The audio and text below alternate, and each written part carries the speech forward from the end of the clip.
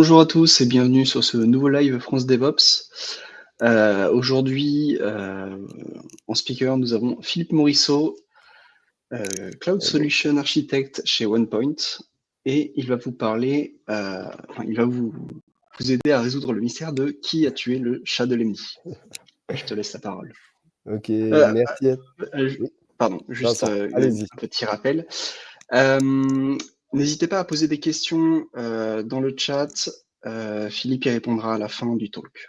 Voilà, à toi la parole. Ok, merci Vincent. Donc, enchanté et bonjour à tous. Je me présente, je m'appelle Philippe Morisseau, comme le disait Vincent. Je suis Cloud Solution Architect et expert dans les pratiques DevOps chez OnePoint. Et donc, aujourd'hui, je tenais à faire au travers de cette enquête sur le chat de Lemmy, une plongée dans l'univers du DevOps, du platform engineering, du product management et vous expliquer comment tous ces sujets-là nous ont amenés en fait à imaginer des nouveaux éléments, un nouveau framework notamment.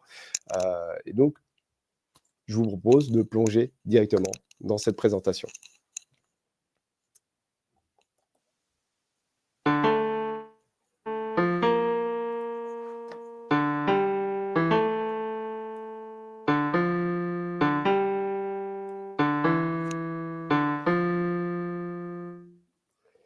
Bienvenue dans ce nouvel épisode de Faites entrer l'accusé. Nous allons plonger aujourd'hui au cœur d'une sombre histoire, un fait divers impliquant un animal de compagnie dans l'univers de l'informatique. Nous sommes dans la nuit du 15 janvier 2022 au 16 janvier. Il est environ 21h30. Un individu, à bord de son véhicule motorisé, fonce sur un chat qui, a priori, n'avait rien à se reprocher. Celui-ci n'a pas fait de détails et le félin est mort sous les pneus 195-65 R15 de la berline. Nous sommes dans la banlieue de la ville de Nantes. Quartier plutôt paisible, avec toutes les commodités. Nous trouvons ici une supérette, un coiffeur, une boulangerie, deux banques, une école, une halte garderie et un petit parc avec toboggan et balançoire où les enfants peuvent s'amuser le mercredi après-midi. Et l'entreprise Inetos.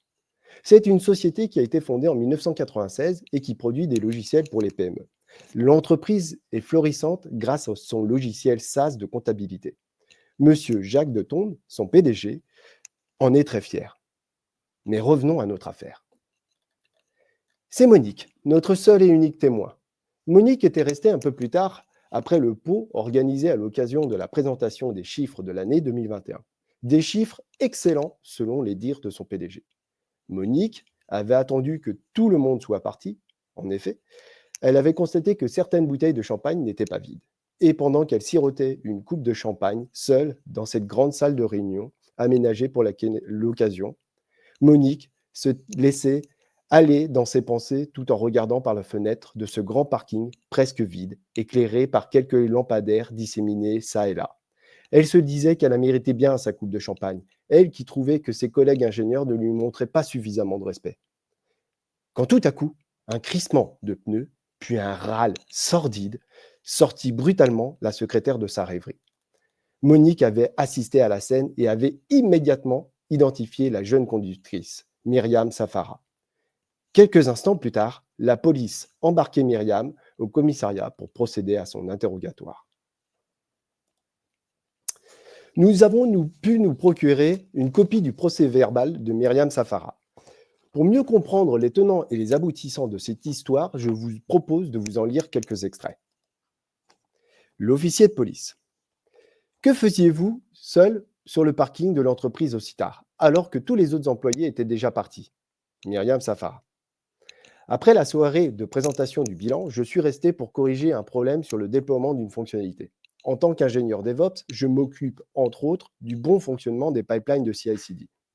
L'officier de police. Cela vous oblige donc régulièrement à terminer après tous vos collègues? Myriam Safara.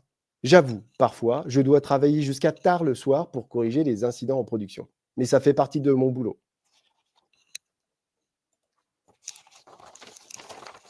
L'officier de police. Avant les faits de ce soir, aviez-vous déjà eu l'occasion de rencontrer ce chat? Et si oui, quelle était votre relation avec cet animal? Myriam Safara. Cet animal n'est jamais venu à ma rencontre. Il n'est jamais entré dans les locaux de l'entreprise. Je n'avais donc aucune relation particulière avec ce chat.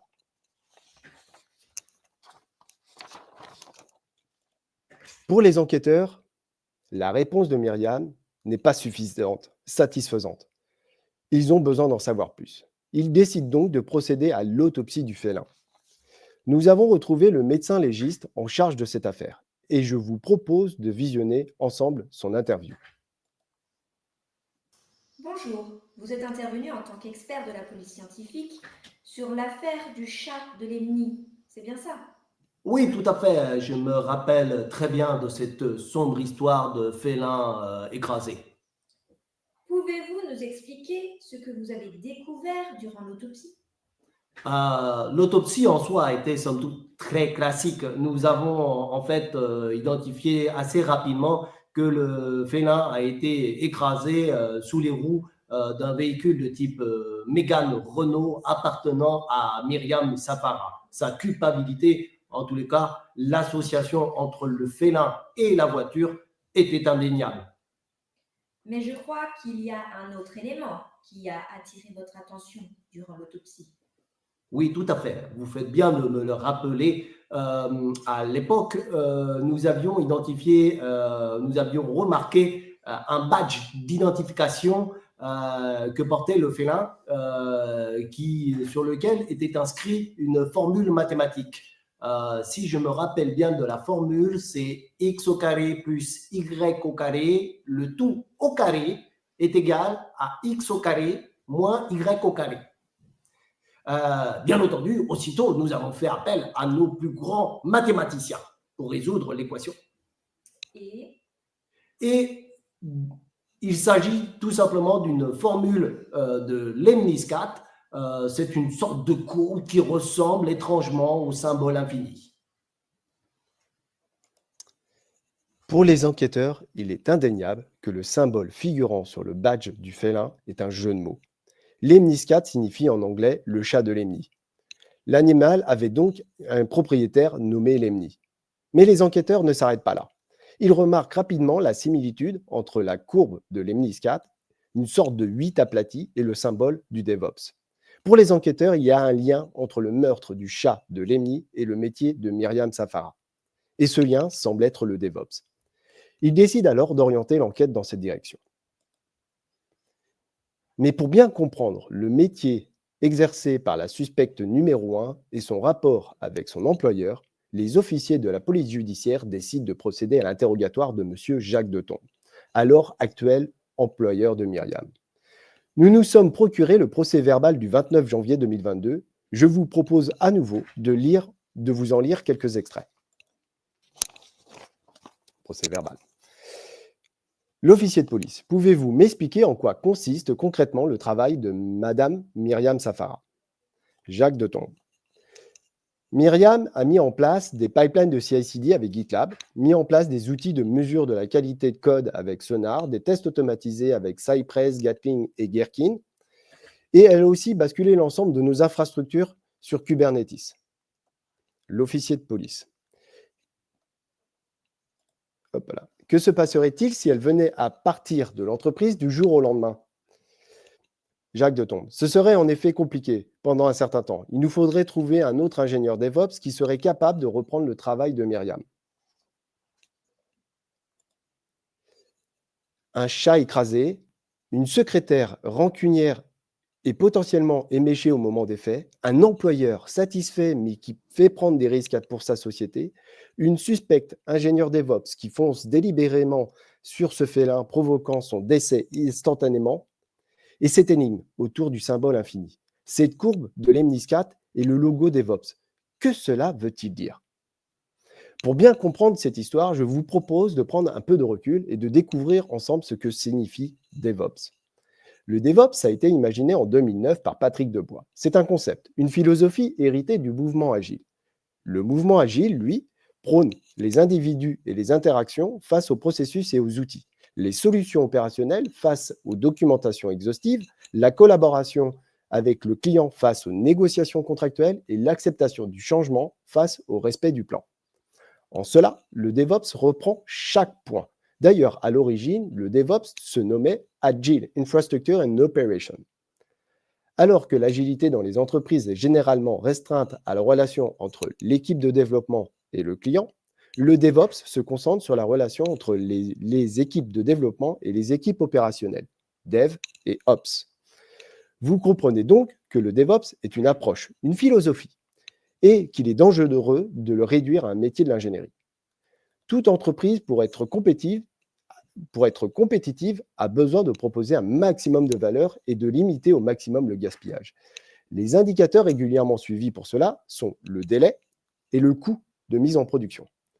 Le DevOps tente, entre autres, de réduire au maximum ces deux indicateurs en industrialisant et en automatisant le plus possible. Cependant, cette automatisation et industrialisation ne doit pas se faire aux dépens des exigences des entreprises. On parle de sécurité, de conformité et de gestion du risque métier. On a pu voir fleurir au cours des dernières années un florilège de technologies et de solutions plus ou moins complexes pour permettre aux équipes de planifier, coder, builder, tester, délivrer, déployer, opérer et monitorer. Il a donc fallu former des personnes capables de maîtriser tout cela. Et c'est ainsi que l'on a vu fleurir toute une myriade de formations et de certifications ingénieurs DevOps. Et par conséquent, les entreprises ayant besoin de maîtriser ces technologies ont dû donc chercher à embaucher des ingénieurs DevOps. Et même l'État s'y est mis avec le titre professionnel administrateur système DevOps. Et en parallèle, les réseaux sociaux professionnels se sont vus submergés de posts laissant à penser que le DevOps se limitait à un empilement de services et technologies. Non, le DevOps ne peut pas se limiter à l'automatisation et à l'industrialisation. Le DevOps est une approche consistant à faire travailler les développeurs et les opérateurs ensemble afin de construire et exécuter des applications fiables, performantes, sécurisées, maintenables, avec un maximum de fonctionnalités et de faire évoluer celles-ci avec la fréquence la plus élevée. Mais qu'en est-il du cas d'Inetos ? Dans le cas de l'affaire du chat de Lemny, la société Inetos est dans un de ces deux anti-patterns décrits par Matthew Skelton dans DevOps Topology. Soit Myriam occupe un poste d'administrateur système saupoudré de DevOps, et dans ce cas, on est dans l'anti-pattern E, soit Myriam fait l'interface entre les équipes de dev et les équipes d'Ops. Dans tous les cas, la collaboration entre les équipes de développement et d'Ops est inexistante. On peut donc en conclure que Inetos n'applique pas le DevOps, ou en tout cas pas correctement. Et c'est précisément sur cet aspect que le procureur va axer sa charge. Je vous propose de vous en lire un extrait de son plaidoyer. En se positionnant sur le chemin critique du processus de build et de run des applications, Myriam a créé un nouveau silo, DevOps, obligeant ainsi les équipes de développement de la société d'Inetos à passer systématiquement par elle. Pour pallier cette contrainte, la société s'est donc équipée d'un système de ticketing permettant à Myriam de traiter correctement les demandes des équipes. Tel que l'indique Matthew Skelton dans DevOps Topology, il s'agit d'un anti-pattern. Même si cet anti-pattern peut être acceptable durant une période de transition, dans le contexte d'Inetos, il n'a jamais été indiqué que l'organisation de l'entreprise et le poste de Myriam Safara étaient destinés à évoluer. Encore une fois, la posture de Myriam, qui avait certainement des raisons de vouloir rester dans cette situation pour conserver son emploi, a fait courir un risque certain à l'entreprise de M. Jacques Detombe, et n'ayons pas peur des mots, un crime contre le DevOps. De son côté, l'avocat de Myriam Safara a décidé de défendre sa cliente en invoquant la négligence collective de l'entreprise. Nous avons rencontré Maître Paoli et je vous propose d'entendre son argumentaire durant le procès. Bonjour, vous étiez l'avocat de Madame Myriam Safara durant l'affaire du chat de Lemny. Pouvez-vous nous expliquer votre défense durant le procès ? Oui, tout à fait. Madame Myriam Safara n'a fait que respecter les obligations du poste pour laquelle elle a été embauchée. Les tâches qui lui ont été confiées ont été faites avec sérieux. Et son employeur, M. Jacques Detombe, l'a confirmé à de nombreuses reprises durant ses différents témoignages. Certes, la compréhension du DevOps par l'ensemble du personnel de l'entreprise est erronée. Mais peut-on blâmer Myriam pour cela? D'ailleurs, cette compréhension erronée est alimentée par tous.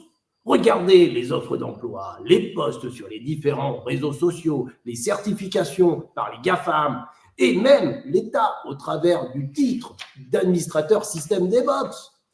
Il faut avoir accès aux bonnes personnes, lire les bons ouvrages, trop peu nombreux aujourd'hui, pour pouvoir comprendre ce qu'est réellement le DevOps. Et quand bien même, imagine, une entreprise appliquerait correctement une démarche DevOps devant la multiplicité des technologies et des services à maîtriser pour tirer réellement profit du DevOps. Ne serait-elle pas en face d'un autre problème, la charge mentale de ses équipes? Encore une fois, Myriam Safara, à travers son poste et en prenant à sa charge les sujets d'infra, d'opération, d'automatisation du delivery et d'observabilité, s'est affairée à réduire la charge mentale des équipes de développement d'Inetos. Elle ne pouvait donc pas être jugée coupable de négligence volontaire. Malheureusement, aujourd'hui, ce type de situation est très fréquent. Les entreprises, par méconnaissance, déforment la philosophie DevOps et se retrouvent tôt ou tard à constater cette situation. Est-ce que ce drame aurait pu être évité?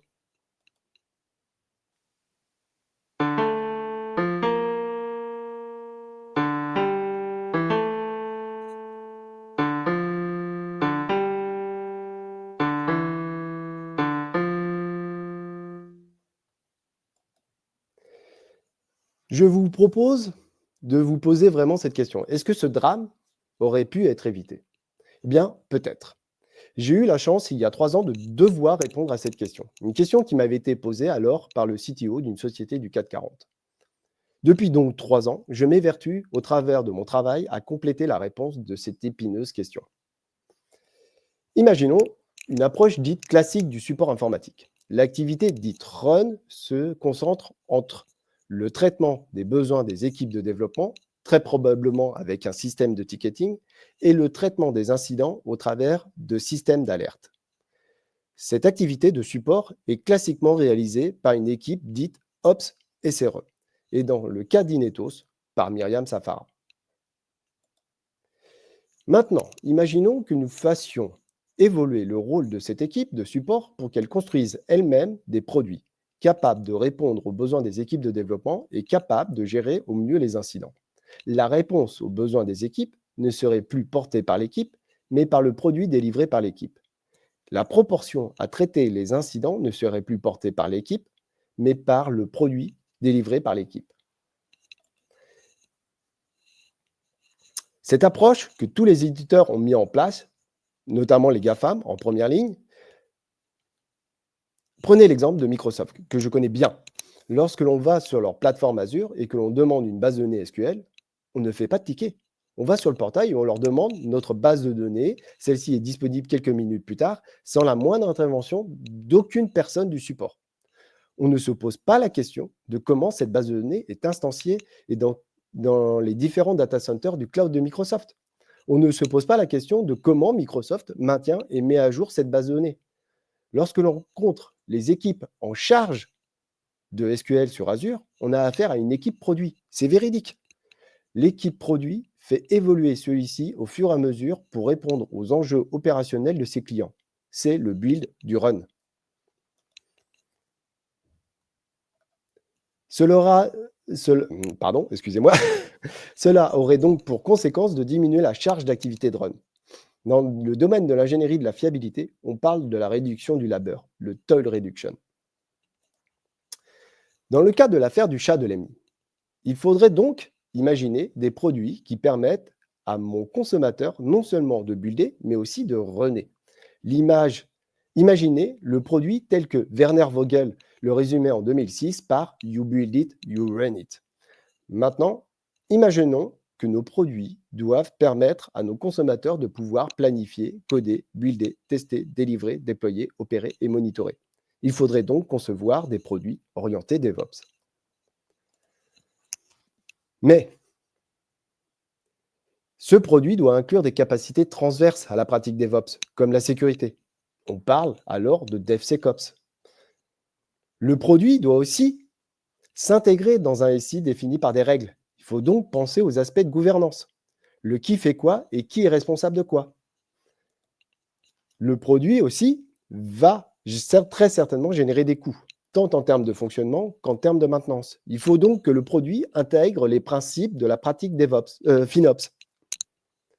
Et enfin, n'oublions pas l'IA et l'IA-Gen. L'IA est déjà très présente dans les phases de développement avec des assistants comme GitHub Copilot et on voit fleurir l'IA dans les autres phases du cycle DevOps. Nul doute que demain, l'IA, alors aujourd'hui, l'IA est déjà un accélérateur et que demain, ça sera un élément incontournable. Imaginons maintenant un produit, microservice for Kubernetes par exemple. Il faut donc que ce produit puisse offrir les différentes capacités s'appuyant sur les différentes solutions implémentées dans l'entreprise. Par exemple, pour développer ces microservices, l'entreprise préconise ou exige peut-être un framework spécifique, comme le framework .NET. D'utiliser GitLab comme repository de code et GitLab CI pour réaliser l'intégration automatique. D'utiliser des outils de calimétrie comme SolarCube, d'utiliser Nexus pour stocker les images Docker des différents microservices, d'utiliser Azure Kubernetes Services pour exécuter les microservices, d'utiliser Log Analytics, Prometheus et Grafana pour suivre l'activité du microservice et d'utiliser Jira pour tracer les bugs et les évolutions du microservice. Bref, tout un éventail de solutions technologiques pour permettre le build et le run d'un microservice. Sans compter que l'entreprise va rajouter d'autres exigences non fonctionnelles, les exigences de conformité, règles de nommage, autorisation d'accès, processus de validation, etc. Des exigences de sécurité, l'exposition sur Internet, les failles de sécurité avec le contrôle de dépendance et l'analyse statique du code, les certificats SSL, les principes d'authentification forte, etc., etc. Et va aussi très certainement rajouter des exigences de manière sur l'axe financier, sur la maîtrise des coûts de fonctionnement. Les exigences sur la fiabilité et la durabilité, et on parlera alors de sauvegarde, de restauration, de redondance, de basculement automatique, etc. Cela implique alors un autre challenge. En effet, la multitude des services et technologies va rendre nos produits complexes, voire extrêmement complexes. Et la complexité peut avoir un effet néfaste sur la qualité. La qualité est un facteur fondamental de la réussite d'un produit. Elle se mesure principalement sur deux axes, le niveau et la constance. Le niveau de la qualité d'un produit correspond au niveau des services et fonctionnalités qui la composent. Un produit très basique proposant peu de services et de fonctionnalités aura donc un niveau de qualité faible. La constance de la qualité d'un produit est liée à sa fiabilité, à son taux de défaut. Un produit avec une constance dans sa qualité rencontrera un taux de satisfaction élevé.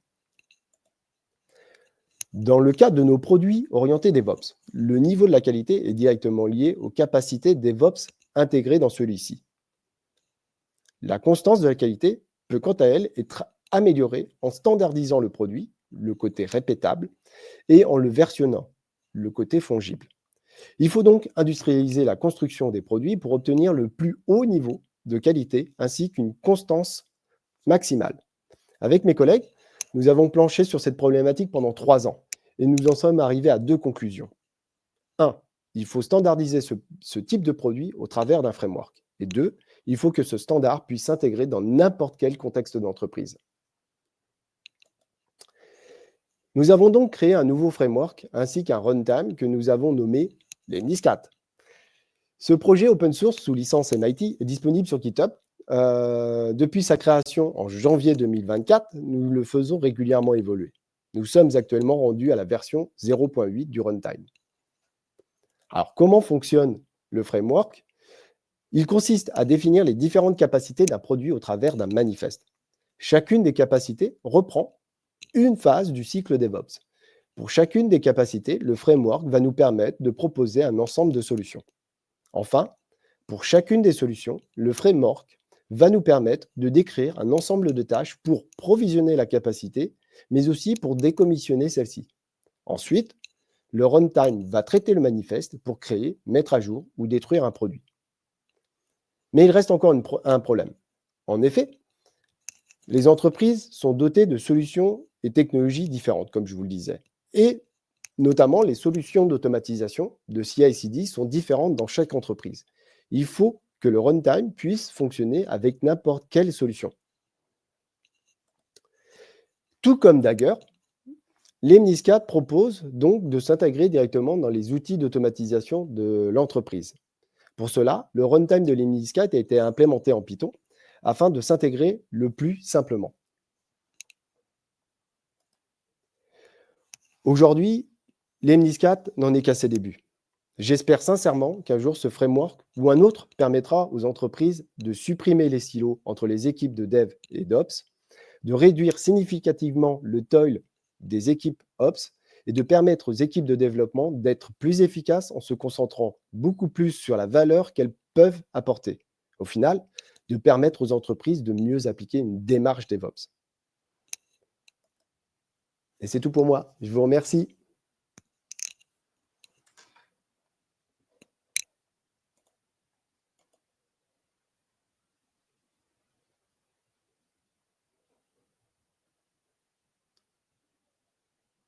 Ah, j'étais un peu rapide. Est-ce que vous avez des questions? Oui, justement, voilà. Il n'y a pas de questions pour l'instant, mais n'hésitez pas à en poser.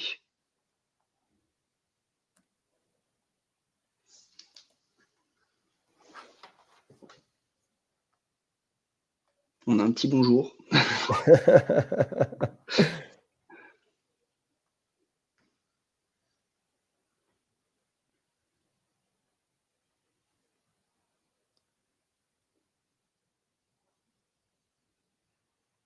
Non, pas de questions.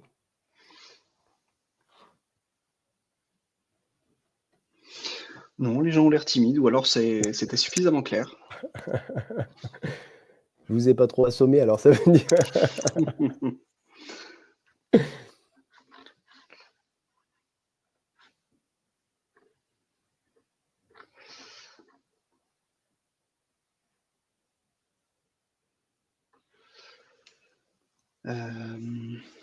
Bon, eh bien, s'il n'y a pas de questions, concernant, enfin, je fais une petite partie actualité France DevOps. Donc c'est fini pour cette année. Il n'y a pas d'autre talk comment dire. Nous allons faire une communication bientôt pour justement un appel à speaker. Donc n'hésitez pas si vous avez quelques questions. Ah, Une ça y est, question. ça arrive. Voilà, le petit délai. Donc, je vais dire la question telle quelle. Avons-nous des règles d'implémentation du platform engineering en France? Alors, oui, comme je vous le disais, en fait, nous, on l'a mis en place dans le cadre d'une entreprise donc, du CAC 40, donc, qui est spécialisée dans les services aux salariés. On a aussi mis en place ça dans d'autres entreprises, notamment dans le retail. Voilà, on voit qu'il y a de plus en plus d'entreprises, en tous les cas, moi je le constate, qui sont intéressées pour mettre en place ce type de pratique.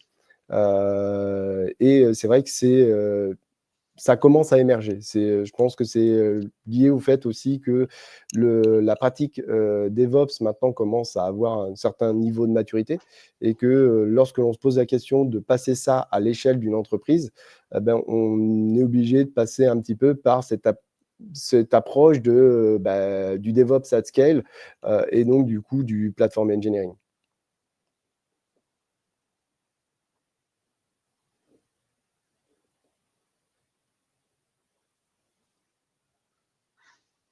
Donc, j'espère que ça a répondu à la question de la personne.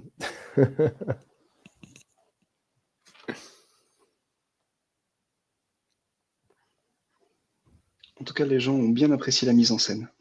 Et le contenu aussi. Mais... Exactement. Alors, pour compléter, à la limite, ce que je peux juste préciser, dans le cas où, en fait, dans nos cas d'implémentation du platform engineering, on a utilisé, en tous les cas, cette approche produit.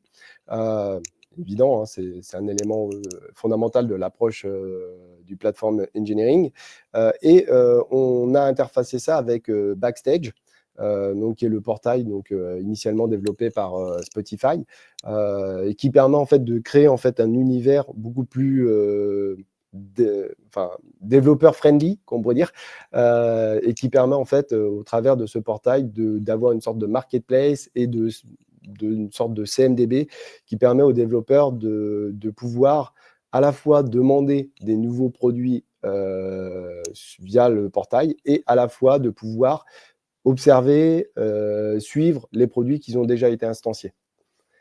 Donc ça, c'est vraiment en fait le duo à la fois d'un côté d'utiliser tous les mécanismes et l'approche produit, l'automatisation du delivery du produit avec notamment le framework Lemnis4 par exemple, et le fait d'avoir un portail frontal pour pouvoir interfacer les équipes en charge de réaliser les applications, plutôt que de leur donner une sorte de formulaire pas forcément très user-friendly.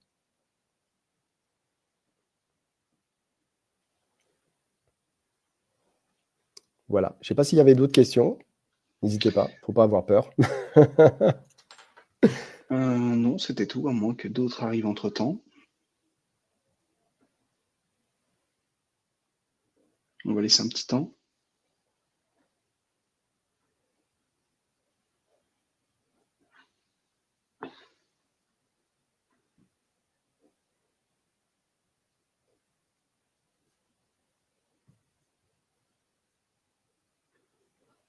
Bon.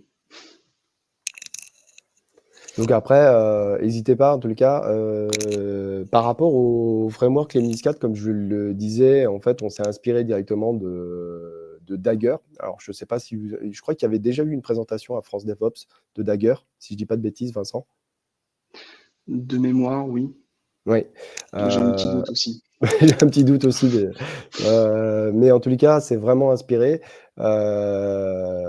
Puisque en fait, le principe de Dagger, c'est de dire, en fait, je veux pouvoir opérer la même chose, peu importe l'usine de CI/CD sous-jacente.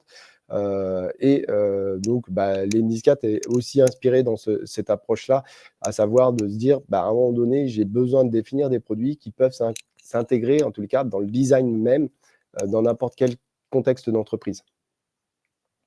L'autre gros avantage aussi, c'est qu'on a la possibilité aussi, et ça c'est aussi assez intéressant, c'est qu'avec le framework Lemnis4, on peut développer, donc basé sur un manifeste, on peut développer ce manifeste et le tester en local. Donc grosso modo, on n'a pas besoin d'avoir une usine logicielle, un GitLab, un Azure DevOps ou un GitHub pour pouvoir tester le déploiement d'un produit. Donc, c'est quand même hyper intéressant, surtout dans la phase de conception du produit, qui quand même, comme je vous le disais, peut être complexe, puisque en fait, on va accumuler un certain nombre de solutions et de technologies à l'intérieur même du produit.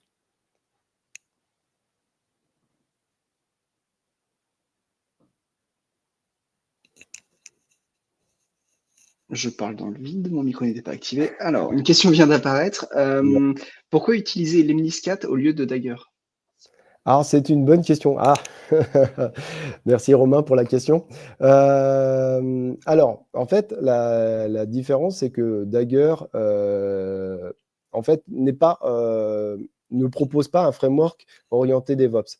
Là, c'est ce que j'expliquais. En fait, Lemnis4, il est construit autour d'un manifeste et pour pouvoir, en fait, définir un cadre de construction de produits orientés DevOps. C'est-à-dire que lorsqu'on va concevoir le produit avec Lemnis4, on va bien penser aux différentes phases d'une approche DevOps, de façon à ce que, en fait, on s'assure que lorsqu'on conçoit un produit, on est bien dans cette orientation DevOps et on ne bifurque pas dans une autre orientation qui peut être assez rapidement prise, de dire, en fait, moi, je vais juste me contenter de la partie déploiement des infrastructures. alors qu'en fait, le besoin pour les équipes de développement, ce n'est pas uniquement la partie infrastructure. C'est très certainement de pouvoir déployer le code sur ces infrastructures.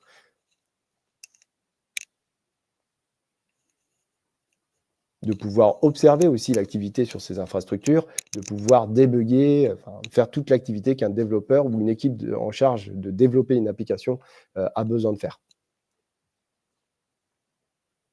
J'espère que ça répond à ta question, Romain.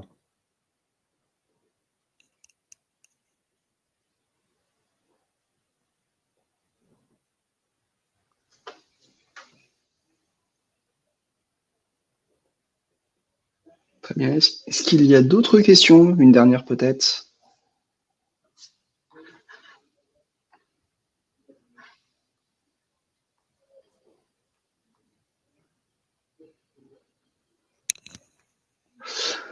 Bon, ça n'a pas l'air. En tout cas, merci pour ce talk. C'était très intéressant. Merci à vous. Du coup, un petit point actualité France DevOps. Donc oui, comme je disais, pas de prochain talk prévu. Une communication sera faite bientôt pour un appel au talk. Voilà. Donc si vous avez des idées de talk à proposer, n'hésitez pas. Voilà. Eh bien, bonne journée à vous, bon appétit. Merci. Surtout.